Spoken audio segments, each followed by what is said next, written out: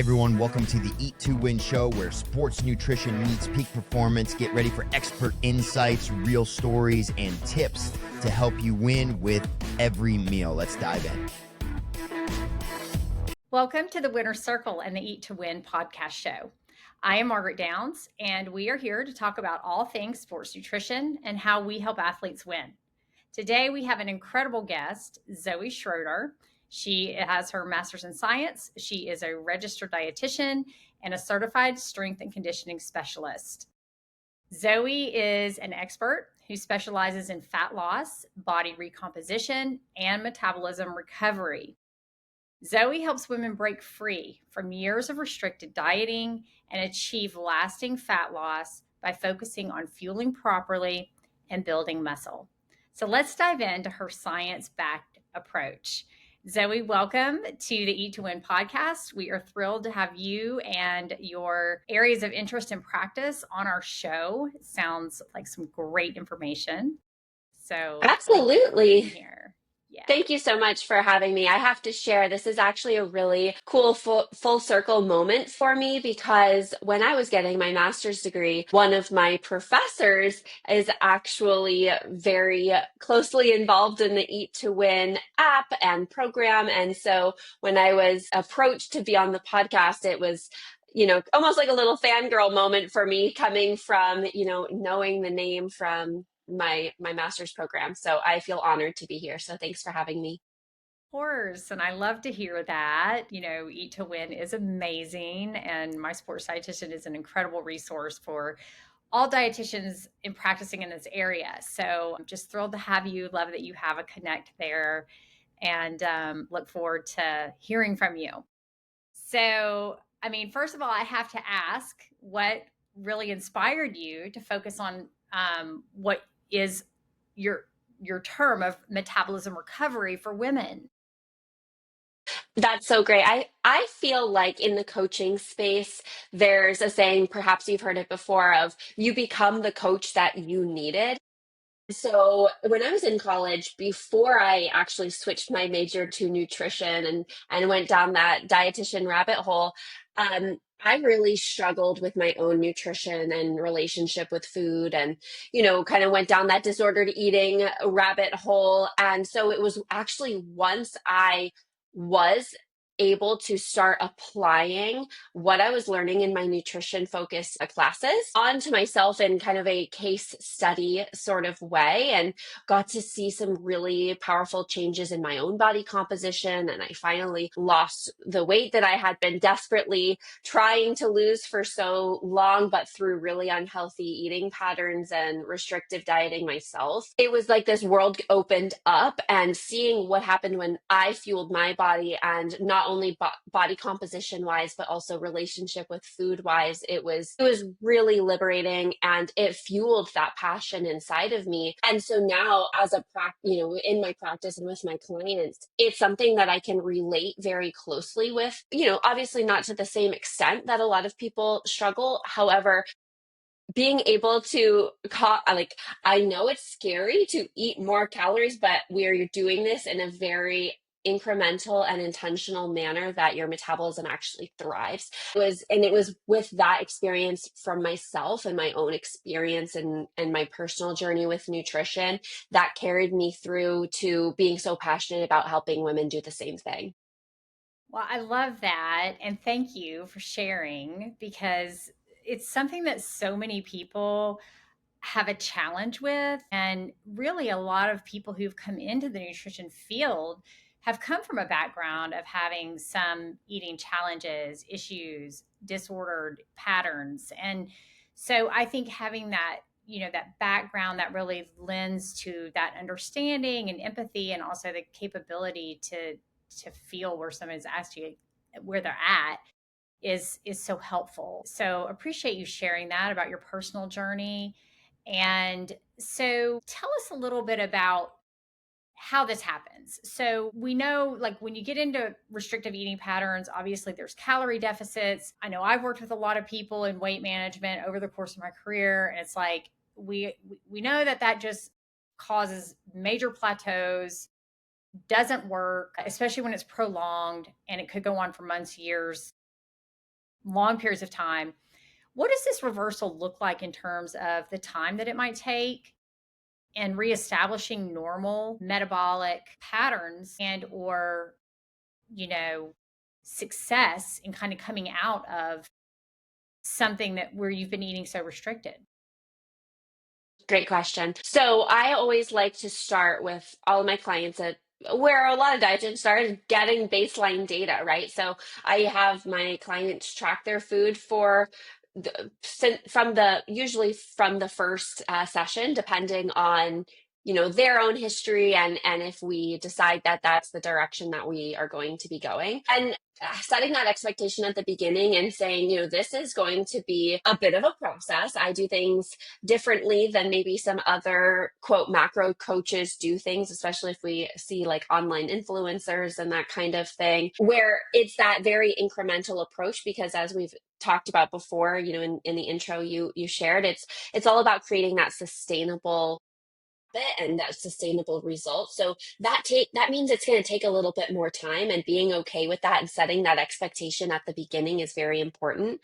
So usually it's going to take, depending on the client and how low maybe their metabolism has adapted to, how many calories they've adapted to, we're going to, over several weeks, several months, slowly build up those calories in, every 2 weeks, doing a very micro adjustment so that their metabolism adapts favorably, right? Because if we went from eating 1,000 calories a day to 1,900 calories a day, your body, if it has adapted to that 1,000 calories, it's not going to necessarily respond in the way that we desire. But also setting that expectation with clients at the beginning of, listen, I know that it's scary to eat more food because we've been told if you want to lose weight, just eat less and exercise more. And that has done a lot of damage.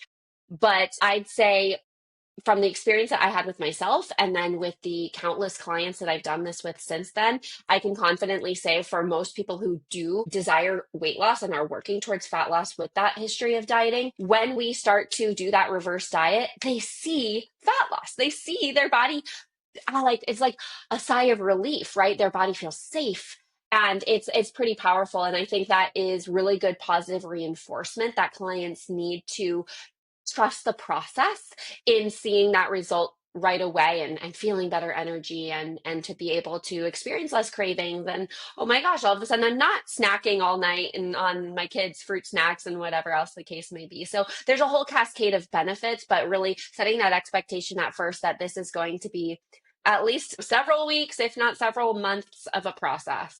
So when we're talking about healthy weight, in the perspective of fitness versus just being skinny, right? Like there's skinny and then there's fit. So people have to be prepared to eat that energy to gain that lean mass. And that's one of the things I think is a big misunderstanding too. What do you think about that?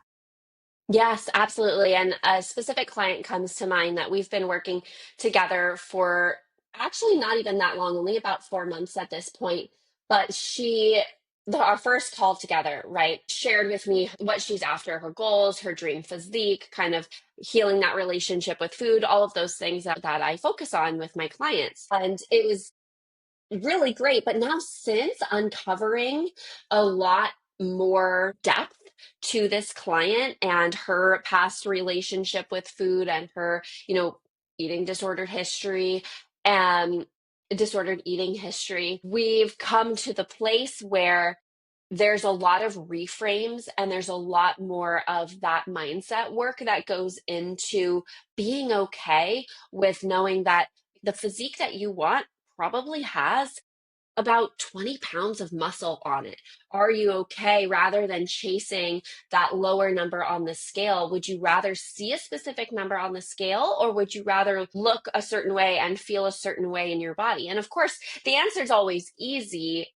for the most part for clients to answer, but actually wrapping their head around that and being okay with that is a whole nother ballgame, which is why in my practice, as a lot of dietitians probably relate to, is we can take it or leave it with the scale. It's only one data point, one metric to track. I'm really big on progress photos and circumference measurements. And if they are going to a gym that maybe has like a bioelectrical impedance body fat measure, or maybe their scale has it or something like this, where we can have multiple data pieces to track over time specific to body composition. But I also really put that emphasis on the biofeedback. People always say, I want to feel better, but we need to turn that into a metric to track. So in my practice, I have them rate their energy levels, their cravings, their hunger, their mood, their sleep quality, so that again, it's data that we can track over time to see the benefits of this reverse diet and see the benefits of properly fueling the body, not just to help them achieve a physique goal, but also to see, listen, this food is doing so much good for your body, and look at the data to support it. That's wonderful. That's one of the biggest things I love about Eat to Win is that our tracking mechanisms are holistic, but they also focus on mood, sleep, hunger and injury, how your body's feeling. Are you sore? How are you recovering?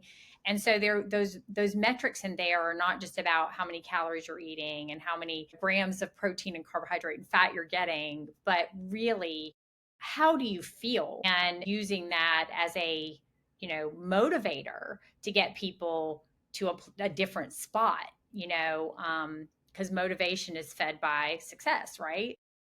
Absolutely. Yeah. I love that. I love that that has that extra metric in there. And a tool that I have a lot of clients use if we're trying to identify specific patterns, and maybe if there's a behavior that's continuing to show up and we're trying to dig into that a little bit further, is taking it not just from tracking your food, but having that food journal. So taking that little extra field to maybe put a couple sentences. What were the circumstances around this food choice? How did you feel before and after? Were you sitting in the car and you scarfed it down in traffic? Or was this a meal that you were able to sit down at the table and eat mindfully? And having that little extra piece of reflection brings the awareness to the behavior. And of course, awareness precedes change. So we're able to use that as another data piece for reflection and identify where we can have an area of opportunity for change.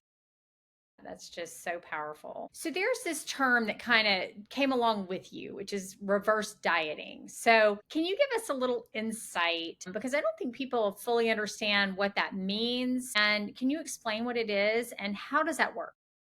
Yes, absolutely. And I do think that reverse dieting is a term that, especially in the past several years online, it's become very buzzworthy. And, there's maybe a clickbait way to go about it that, non-registered dietitians or people who don't have the credentials follow. And then of course there's the science and evidence-based version, right? And I always like to try to break it down into very simple, easy to understand terms, because, we went to school for this. This is our career, but we're not taught in outside of nutrition degrees, we're not taught these things. We're not like having that pressure to know everything, or that this is something that you should have figured out.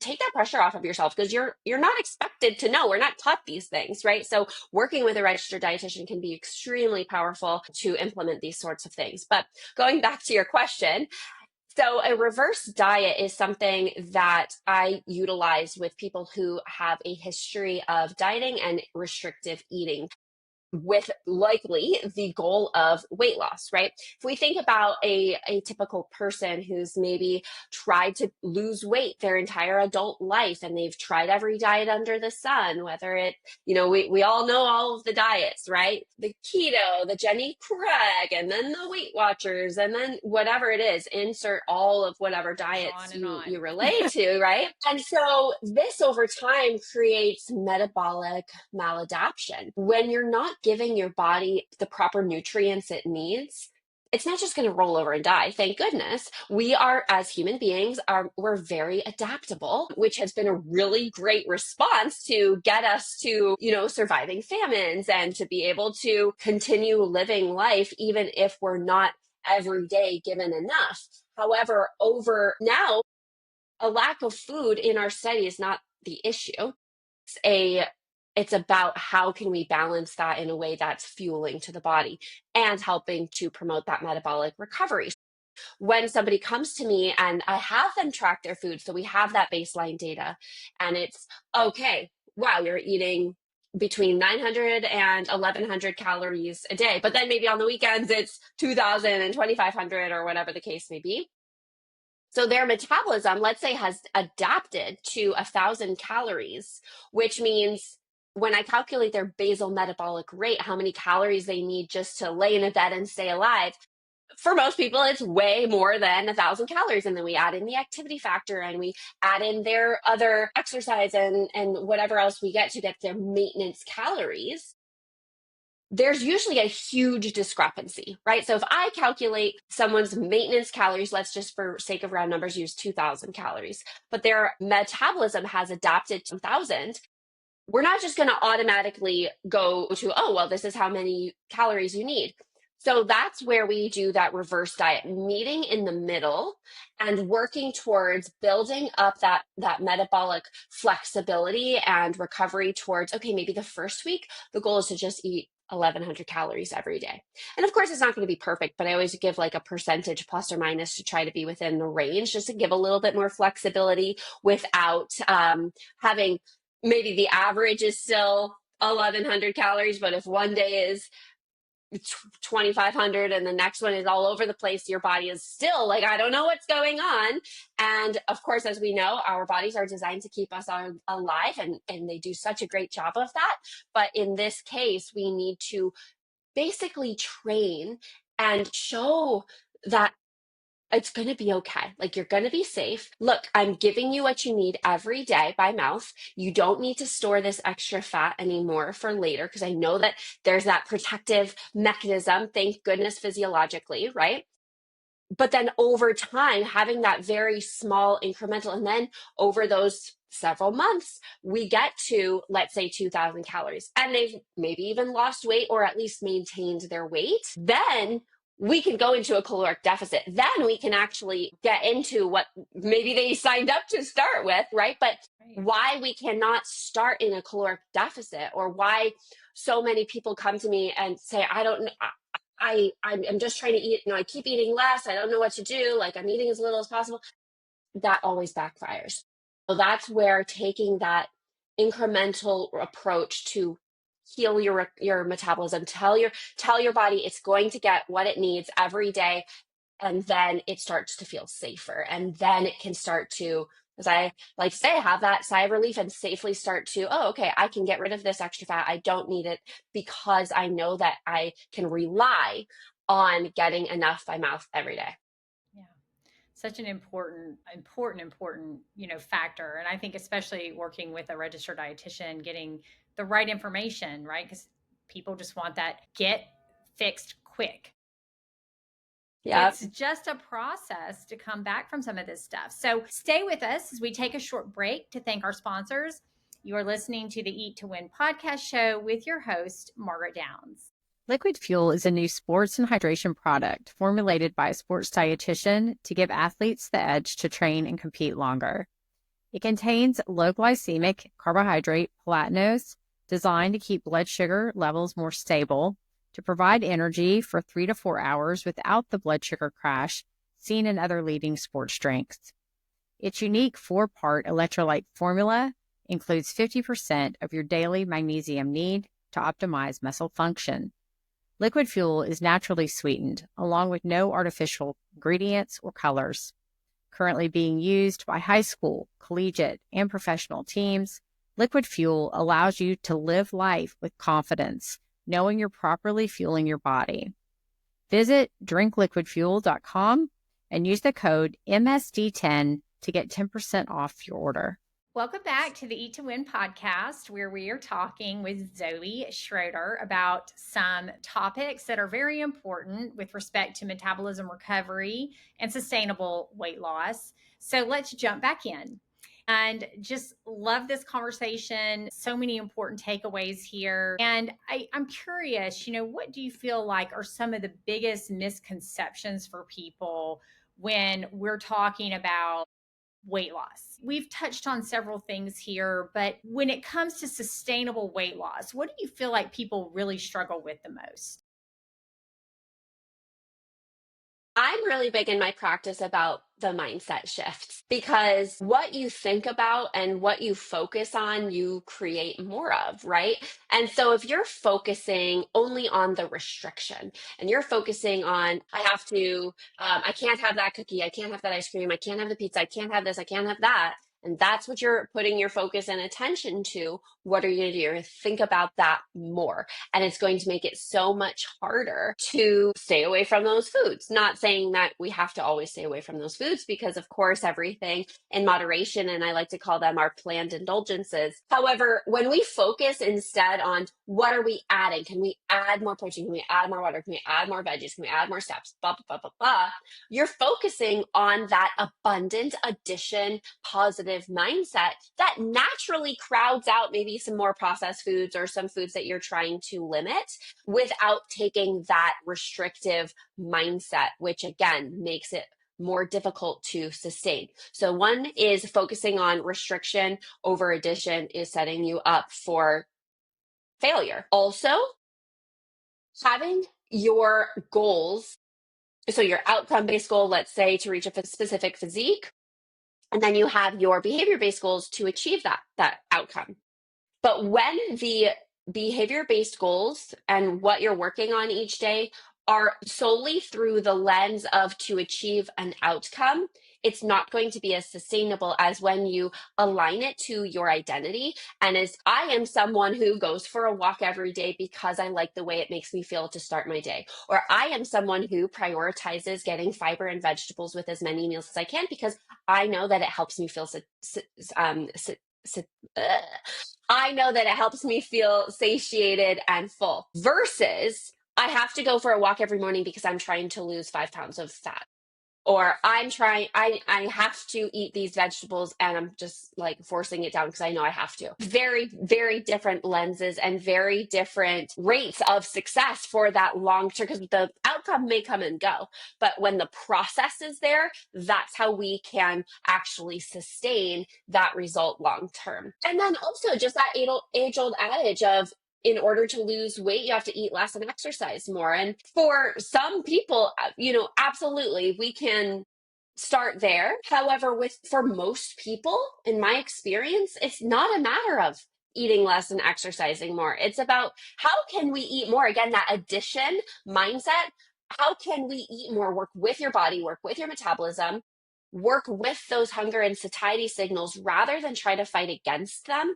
Because in my experience, the longer you try to ignore that hunger, or you just chew a piece of gum, or you drink that extra glass of water, that hunger always comes back. Your body always wins. And for most people who struggle with their weight or are trying to lose weight via dieting or whatever else the case may be, it usually goes overboard and it turns into a binge. And then it creates this negative self-talk spiral, and then it reinforces the all or nothing mindset. So there are so many nuanced reframes and mindset shifts that, from my experience, have really powerful results in that long-term sustainability and shifting how we view this process versus I'm going on a diet so I can lose 5 pounds for summer.